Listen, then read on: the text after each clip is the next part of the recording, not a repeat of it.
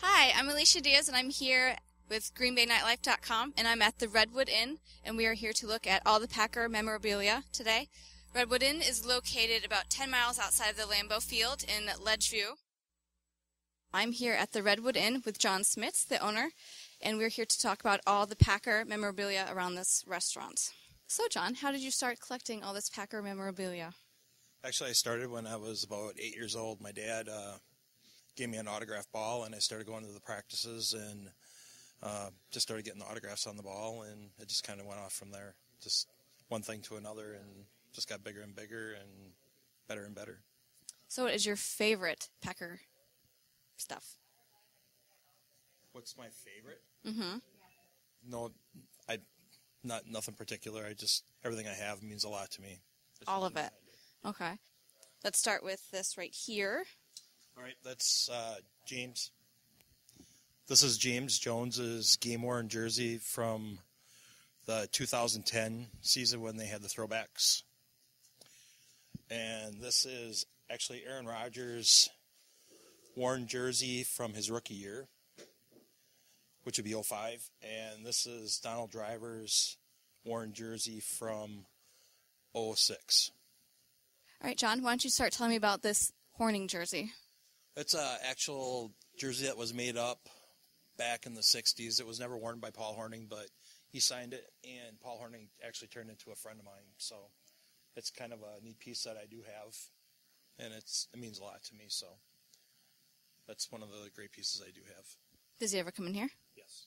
Really? Yep. A lot? When he comes into town, he does book signings here.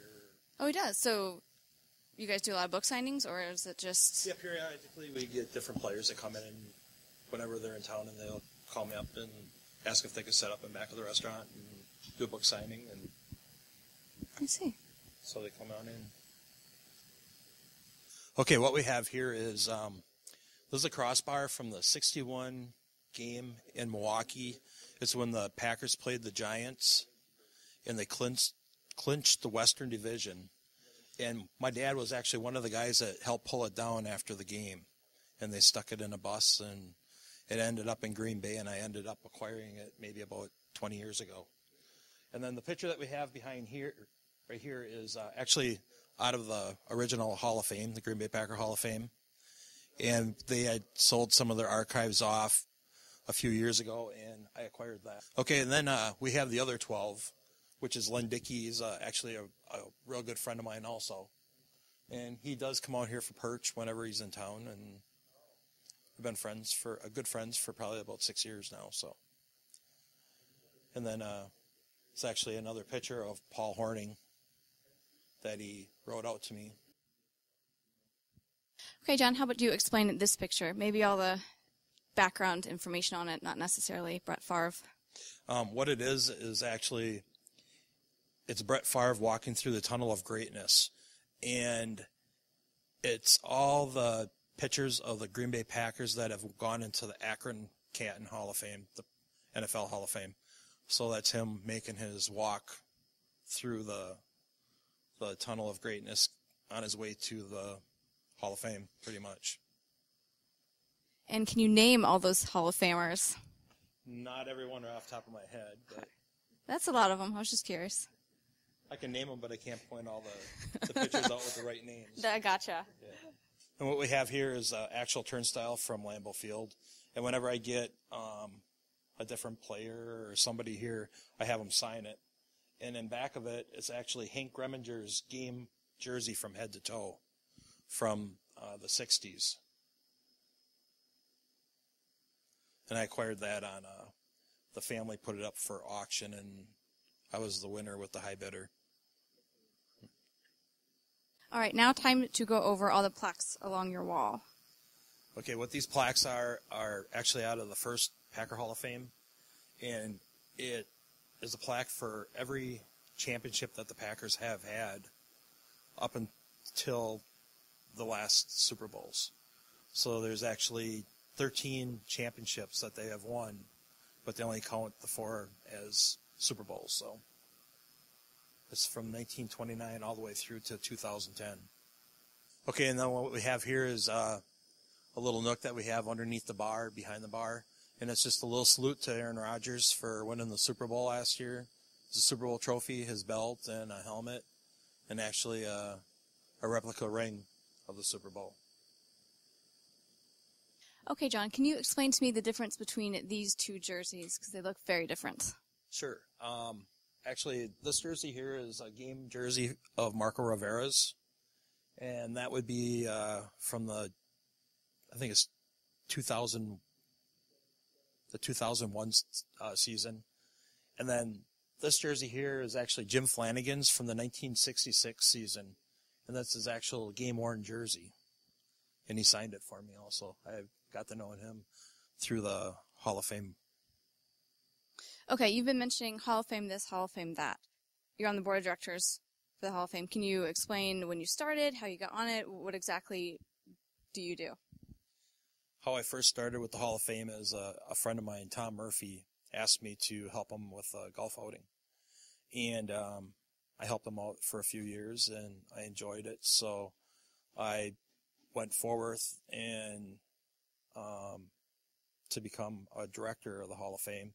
And I've been doing that for the last 5 years. And what we do is we do fundraisers to keep the money flowing, to keep our archives up, and to keep everything running with the Hall of Fame. So it's a fun, rewarding thing. You get to meet a lot of the older players that mean a lot to you, because it's when I grew up, when I was a small kid, and they were your heroes back then, and you're meeting them today. So it's a real fun thing to be doing. With the playoffs beginning this week, can you give us your breakdown of how it's going to happen all the way to the Super Bowl? Well, on the NFC side of it, I see the Saints beating Detroit. They will go to the 49ers. Atlanta is going to end up coming to Green Bay. We're going to beat Atlanta. We're going to take on the Saints because they're going to beat the 49ers. We're going to beat the Saints. We're going to be in the Super Bowl with New England. My prediction is 30-27 Packers. I like that. Okay, seeing how you're the famous chef here at Redwood Inn, how many years have you been cooking here? 48, going on 49 years. And what's your secret recipe? Can't tell. I'm just kidding. You don't have to answer that. You don't have to answer that at all. What makes your fish so much better than everyone else's? I don't know. It's all fresh. It's considered fresh perch, so fresh perch tastes better than frozen. I can't tell you. I've been doing it so long. There shouldn't be any difference in what I do and what anybody else does. Well, obviously you do a really good job, so. And so on Friday nights when you're super busy, how do you manage? We just keep going. It's nonstop. It's fun. It's a challenge, and everybody that works with me, kids have been with me for a long time. I said we just enjoy it. Let's see what we can beat the next week. Any plans for the future? Oh, I'm still here to cook. I'm going to be 70 years old, you guys. I don't know how much. Wow, you look good. Can you give us just a little background information on Redwood Inn, such as when did it open, things like that? Sure. My parents bought it and opened it up in January of 1964.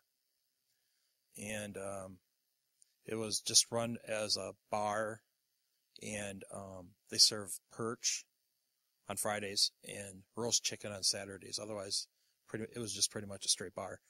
And as time went on, when the bar business started declining and got more into the food, then we started doing the Sunday thing.